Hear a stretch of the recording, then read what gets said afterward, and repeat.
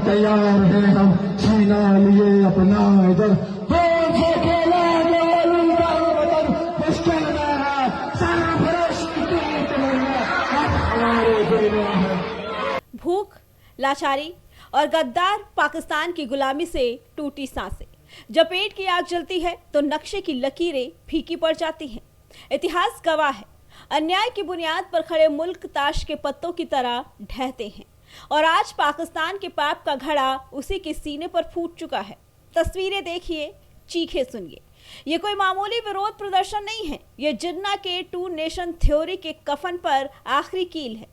पाकिस्तान के अवैध कब्जे वाले कश्मीर यानी POJK में पहली बार 80,000 से ज्यादा इंसानों का सब्र टूट गया। उन्होंने बॉर्डर की तरफ मुंह किया, बड़े बड़े लाउड स्पीकर लगाए और इस्लामाबाद के हुक्मरानों की छाती पर मूंग तलते हुए सीधे दिल्ली की तरफ हाथ फैला दिए। उन्होंने चीख कर कहा, हिंदुस्तान बॉर्डर खोल दो, हम वापस आ रहे हैं। मानवता को शर्मसार करने वाली हरकत देखिए। पिछले 3 हफ्तों से इस्लामाबाद की जालिम हुकूमत ने निर्दोष लोगों के निवाले पर पहरा लगा दिया।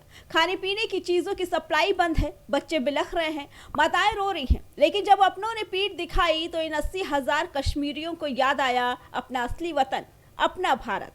रावलकोट के ईदगाह मैदान में प्रदर्शन का नेतृत्व कर रहे सरदार अमन खान ने जब पूरी दुनिया के सामने दहाड़ते हुए पूछा, क्या हमें लाइन ऑफ कंट्रोल की तरफ बढ़ना चाहिए, क्या हमें LOC की तरफ बढ़ना चाहिए, क्या भारत की तरफ जाना चाहिए, तो जानते हैं क्या हुआ? 80,000 कंठों से एक साथ गूंज उठी हाँ। ये हाँ पाकिस्तान के हुक्मरानों के गाल पर वो तमाचा है जिसकी गूंज रावलपिंडी के आर्मी हेडक्वार्टर तक सुनाई दे रही है। इन लोगों ने साफ कह दिया कि अगर पाकिस्तानी फौज ने गोली भी चलाई तो वो पीछे नहीं हटेंगे। पुंछ, मेढर, राजौरी और डोडा के भाइयों से उन्होंने मदद की गुहार लगाई। एक तरफ POK की जनता आज भारत में शामिल होने के लिए बेताब है, तो दूसरी तरफ नई दिल्ली में बैठे चाणक्य ने पाकिस्तान के भीतर एक और बड़ा दांव खेल दिया। भारत सरकार के गृह मंत्रालय ने एक बेहद कड़ा एक्शन लेते हुए नया गैजेट नोटिफिकेशन जारी किया।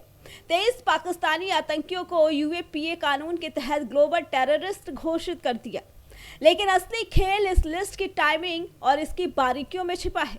भारत ने न सिर्फ जैश और लश्कर के इन 23 खूंखार आतंकियों के नाम सार्वजनिक किए, बल्कि उनकी पिन पॉइंट लोकेशन और उनके मोहल्ले, साथ ही उनके घरों का पता तक दुनिया के सामने रख दिया। सोचिए, POK में भूखी जनता सड़कों पर है, लॉ एंड ऑर्डर ध्वस्त, और इस बीच भारत ने आतंकियों के घरों के पते जारी कर दिए।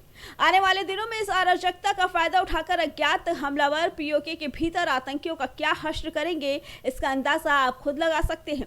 पाकिस्तान अब 2 तरफा चक्रव्यूह में फंस चुका है। एक तरफ जनता का विद्रोह और दूसरी तरफ अज्ञात हमलावरों का खौफ। आज POK की जनता कह रही है वे रिफ्यूजी बनकर नहीं बल्कि अपने पुराने घर वापस आना चाहते हैं। लेकिन बड़ा सवाल यह है, क्या भारत को इन 80,000 लोगों के लिए बॉर्डर के दरवाजे खोल देने चाहिए? क्या पाकिस्तान के इस पाप साम्राज्य के अंत का समय आ गया है? अपनी राय हमें कमेंट में जरूर दीजिए। Bureau report, prime TV।